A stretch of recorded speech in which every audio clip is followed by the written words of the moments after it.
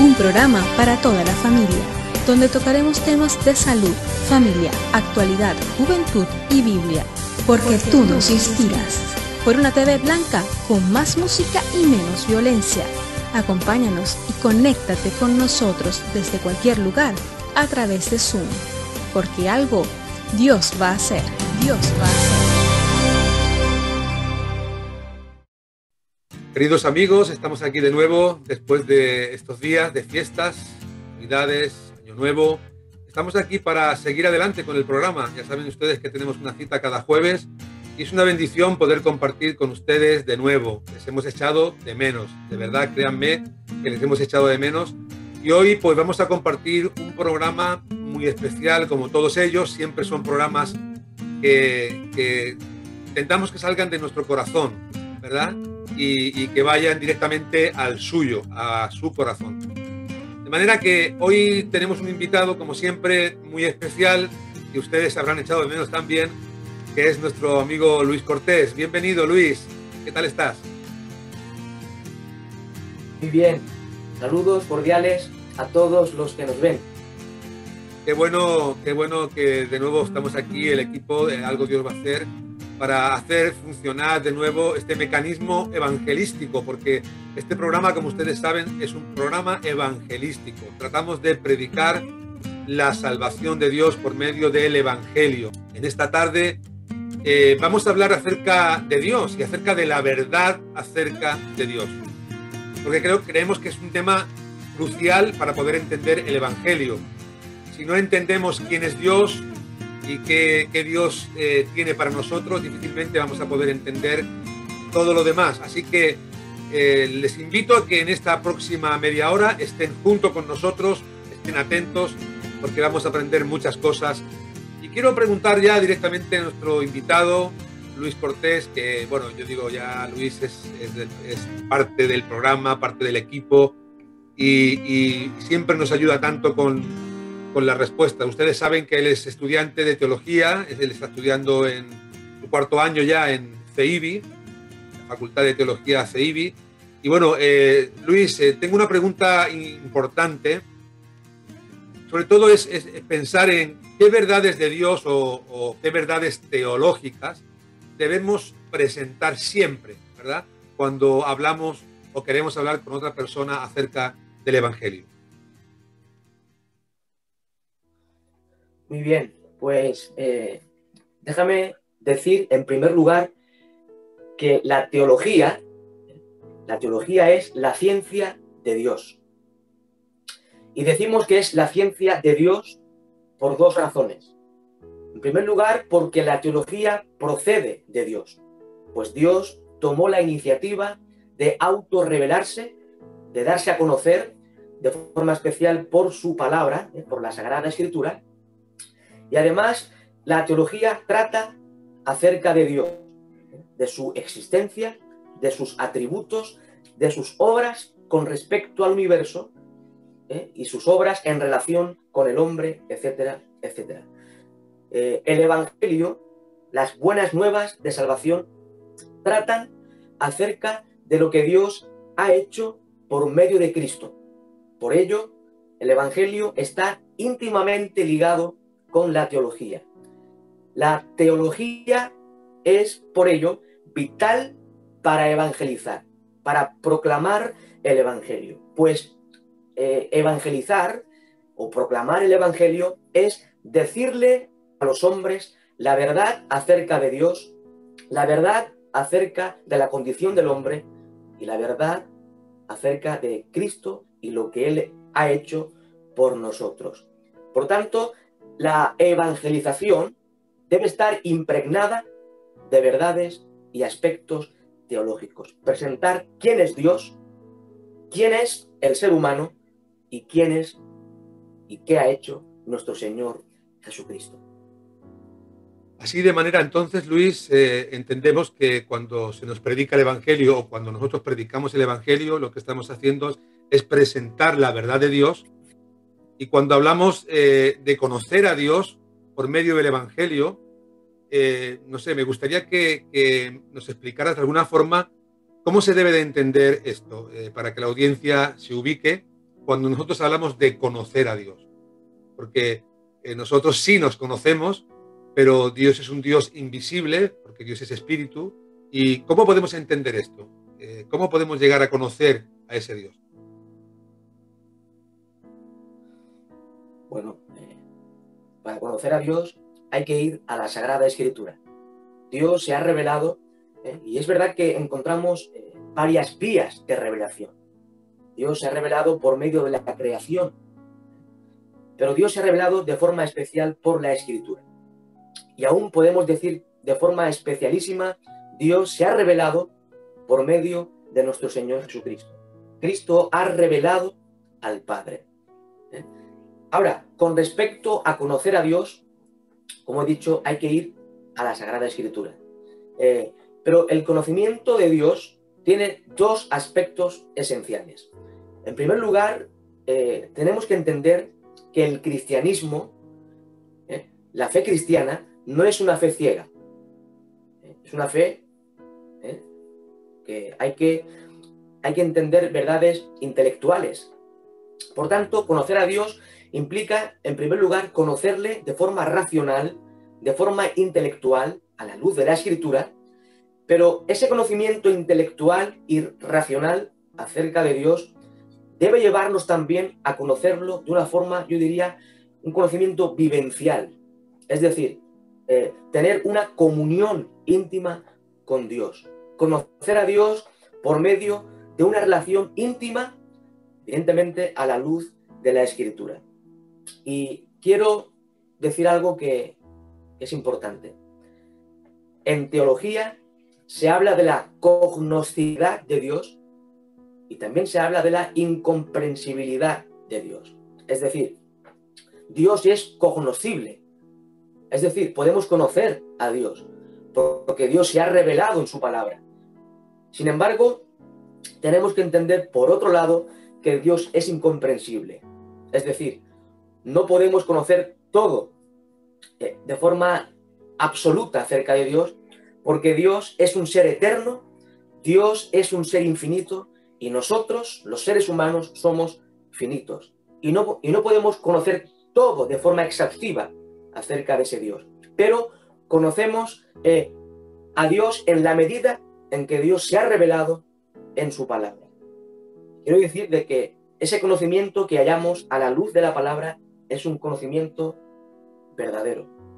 Y es más que suficiente para nosotros en esta tierra, para conocer a Dios y para conocer lo que Dios ha hecho por nosotros. Es importante darnos cuenta de que ciertamente Dios ha hablado y ha hablado por medio de su palabra, y como tú bien nos has dicho, podemos conocer a Dios por medio de las Escrituras. Pero, Luis, ¿de qué nos sirve? ¿De qué nos sirve conocer al Dios de la Biblia? Pues conocer a Dios a la luz de la Biblia es vital, es vital. Cuando vamos al Evangelio según Juan, en el capítulo 17, en esa oración que se conoce la oración intercesora o sumo sacerdotal de Cristo, encontramos que en el versículo 3 de ese capítulo, Jesús dijo lo siguiente al Padre: la vida eterna es que te conozcan a ti, el único Dios verdadero, y a Jesucristo a quien has enviado. Luego entonces, el mismo Señor Jesucristo vincula la vida eterna, vincula la salvación con el conocimiento de Dios. Por tanto, conocer a Dios es vital. Conocer a Dios en las Escrituras, conocer a Dios de una forma también de íntima comunión con Él. Por tanto, es de capital importancia conocer a Dios y su carácter, sus atributos, tal como encontramos en la Sagrada Escritura. Y como antes has dicho, para entender el Evangelio bíblico es necesario, es indispensable conocer algo acerca de Dios, conocer el carácter de Dios. Si no conocemos en primer lugar el carácter de Dios, no vamos a entender el Evangelio. Importante esa palabra, ¿no? El carácter de Dios, el poder conocer de qué manera Dios ve las cosas y saber cómo Él actúa y cómo Él se mueve y cómo Él intenta revelarse a nuestras vidas y cuáles son las características que lo definen.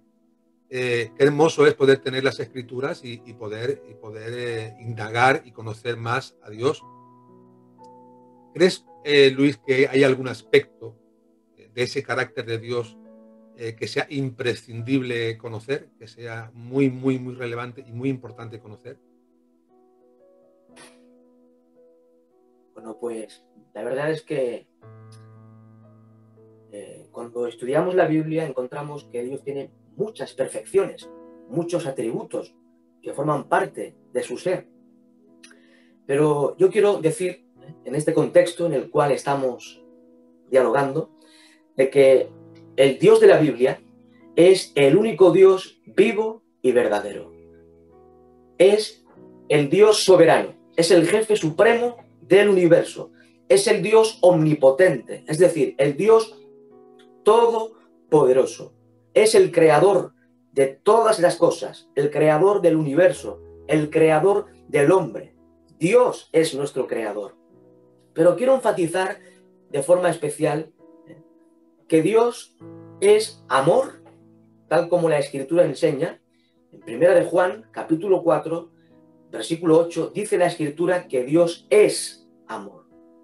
Pero también dice la Escritura de que Dios es santo. Esas dos verdades quisiera hoy resaltarlas. Dios es amor, Dios es santo. Qué importante es también esto, ¿verdad? Porque yo creo que a todos nuestros amigos les encantará conocer a un Dios de amor, porque realmente estamos faltos de amor, de cariño, de comprensión. Y acercarnos a Dios sabiendo que Él nos ama es una puerta que se nos abre ahí para que nosotros nos podamos acercar confiadamente a Él.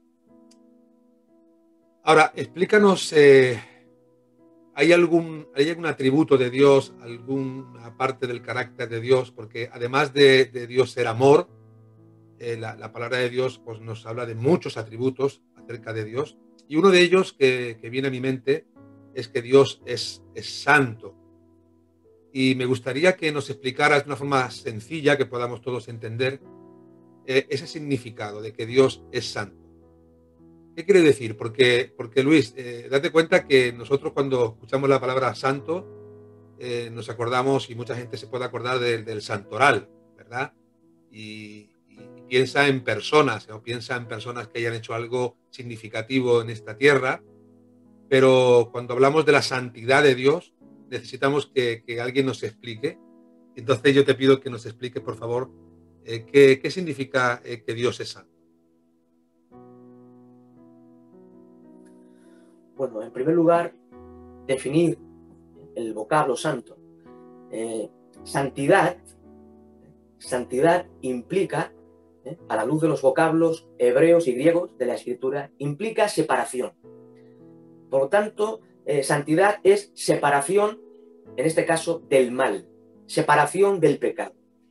Dios está totalmente separado del pecado. Santidad en Dios, por tanto, es la absoluta separación entre Dios y el pecado.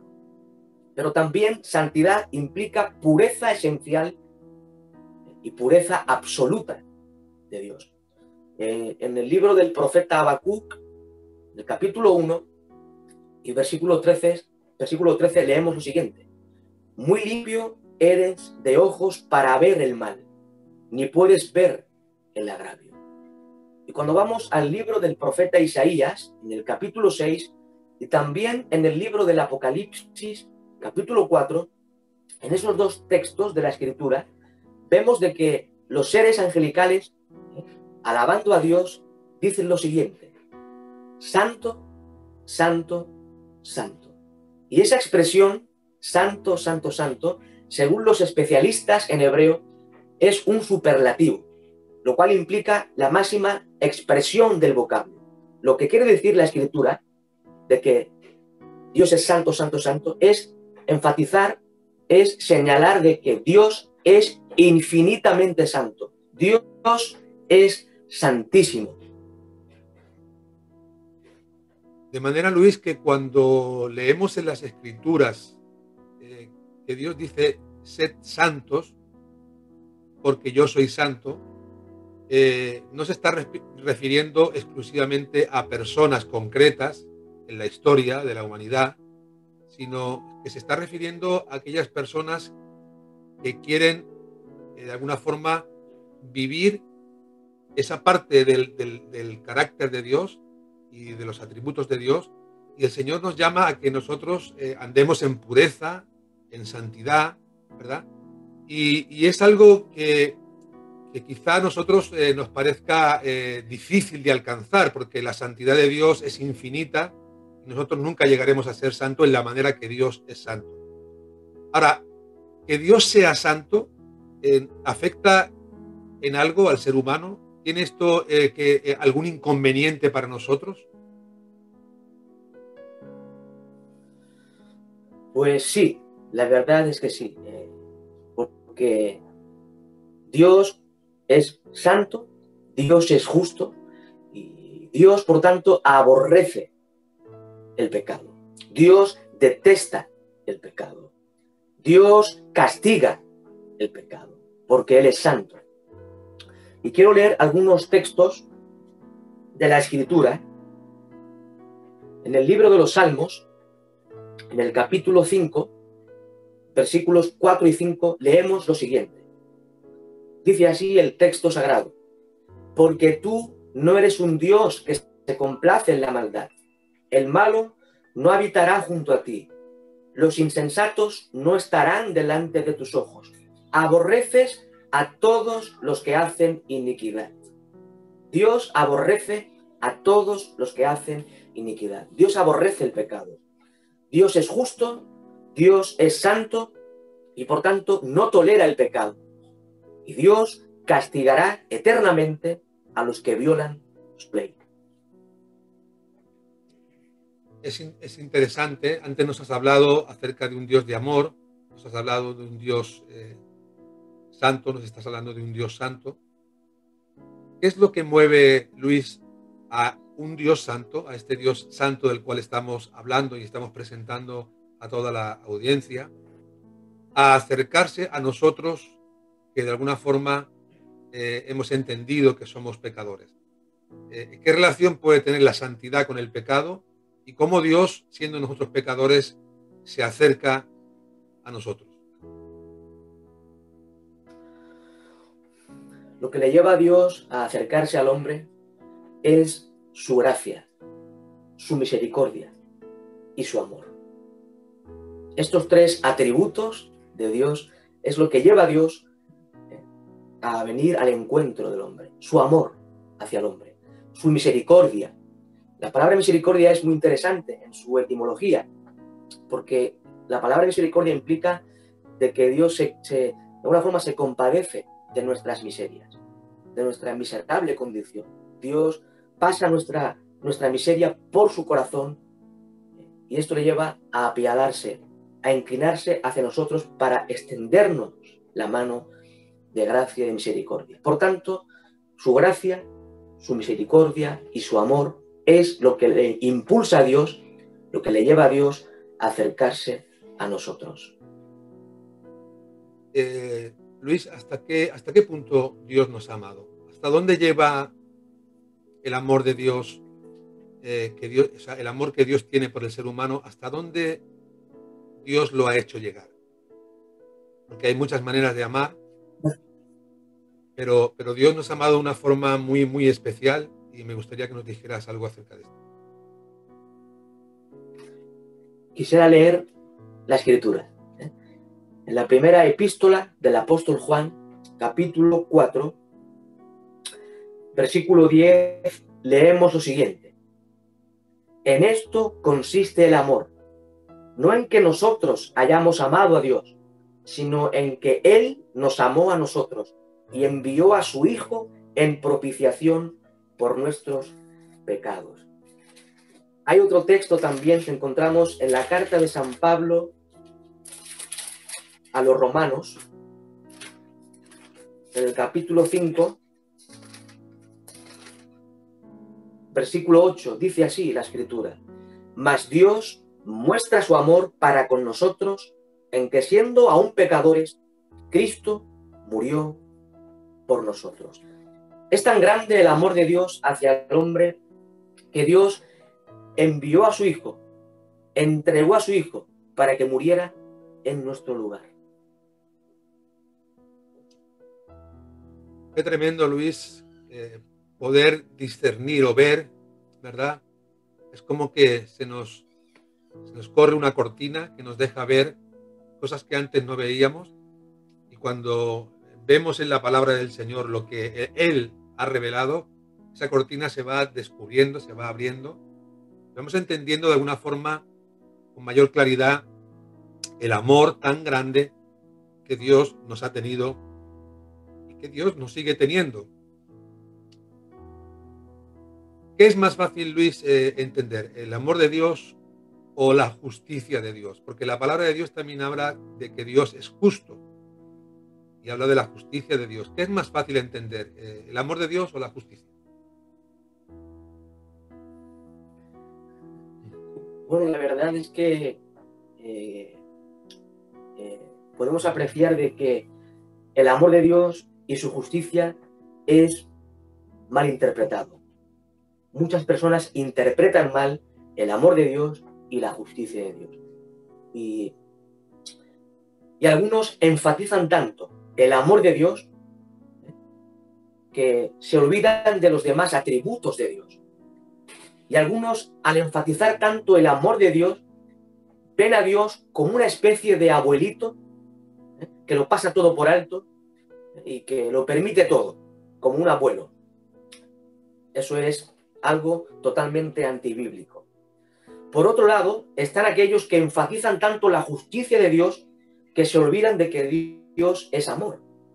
Y al enfatizar tanto también la justicia de Dios al margen de los otros atributos de Dios, algunos ven a Dios como si Dios fuese una especie de policía malvado y déspota que va buscando a la gente para golpearle con la porra.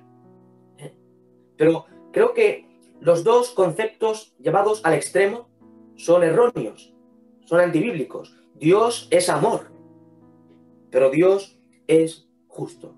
Y estos dos atributos de Dios están en perfecta armonía. Es cierto que, bueno, que Dios sea amor no quiere decir que Dios sea totalmente permisivo. Y yo quiero compartir un verso bíblico que te voy a pedir que tú nos desarrolles un poco. Se encuentra en la segunda carta del apóstol Pablo a los Corintios. Allá en el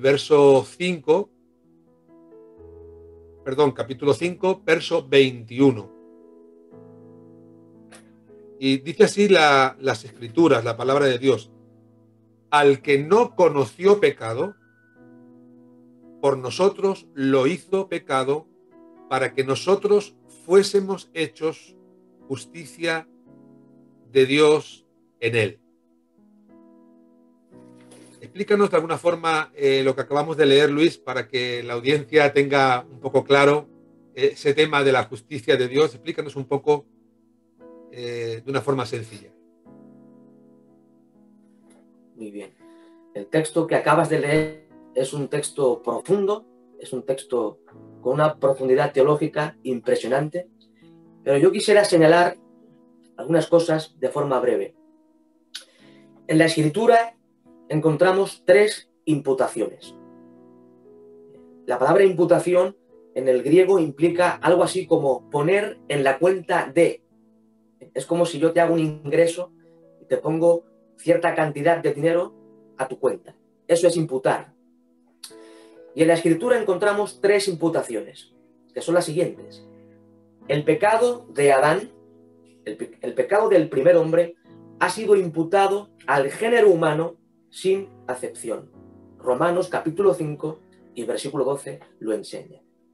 En segundo lugar, el pecado del hombre fue imputado a Cristo. Es decir, tal como leemos en este texto, al que no conoció pecado, por nosotros lo hizo pecado, para que nosotros fuésemos hechos justicia de Dios en él. Es decir, el pecado del hombre fue imputado a Cristo cuando Cristo moría en la cruz por nosotros. Ahora, quiero señalar algo importante. Cristo es impecable. Cristo no pecó ni podía pecar, porque Cristo es Dios hecho hombre. Él es impecable, Él es santo.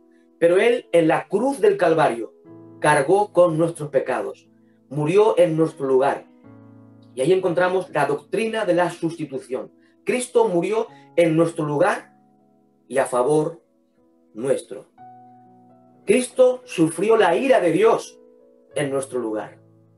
Él fue nuestro sustituto. Su muerte fue, por tanto, una muerte sustitutoria, una muerte vicaria. Y el tercer aspecto de imputación es que la justicia de Cristo es imputada al hombre cuando cree en Cristo. De forma que aquí lo dice el texto, para que nosotros fuésemos hechos justicia de Dios en él. Cristo que vivió una vida perfecta, Cristo que vivió una vida justa, Él es justo. El creyente cuando se arrepiente, el hombre cuando se arrepiente de sus pecados y cree en Cristo, Dios lo justifica ante su trono. Es declarado justo ante el tribunal divino y por tanto la justicia perfecta de Cristo es imputada al creyente cuando cree en Cristo. Esas son las tres grandes imputaciones que encontramos en la Escritura. De manera, Luis, que este pasaje que hemos leído creo que es un pasaje que es muy aclaratorio por estos tres aspectos que nos has compartido. Y lo que sí hemos hecho en esta tarde es una vez más compartir el Evangelio de salvación del Señor Jesucristo.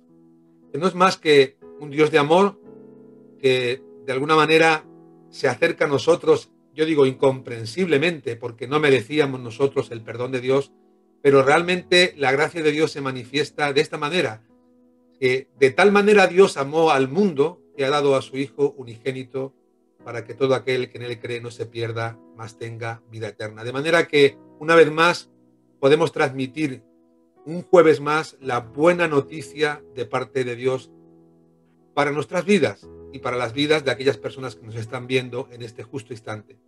¿Sabes algo, amigo?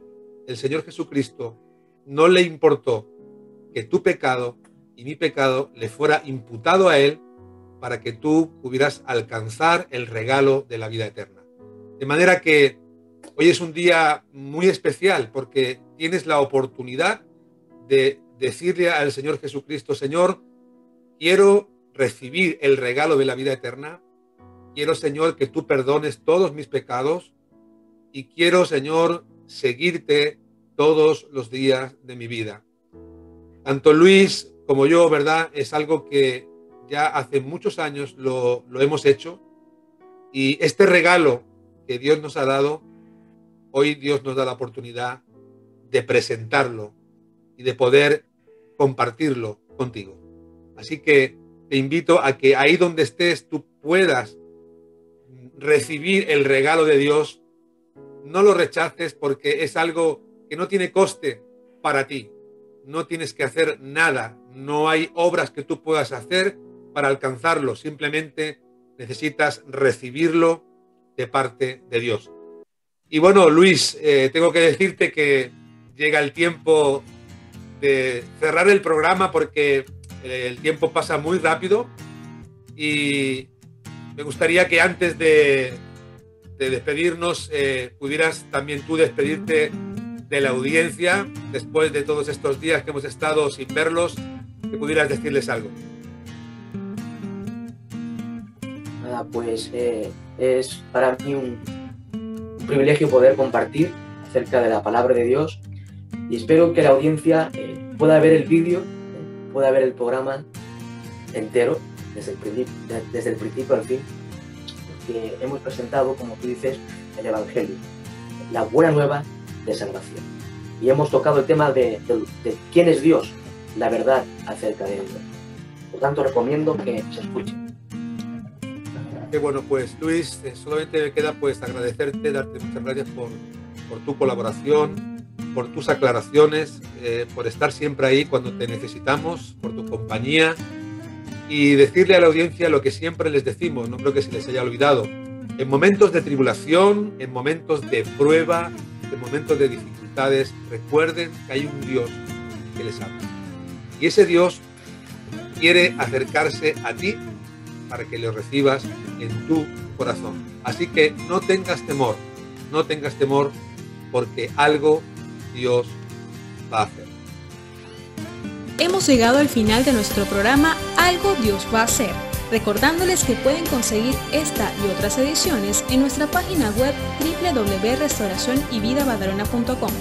Se despide de ustedes en la conducción y dirección el pastor Roberto Hernández, en el enfoque bíblico Luis Cortés y en la producción su servidora Vanessa Montes. Será hasta la próxima.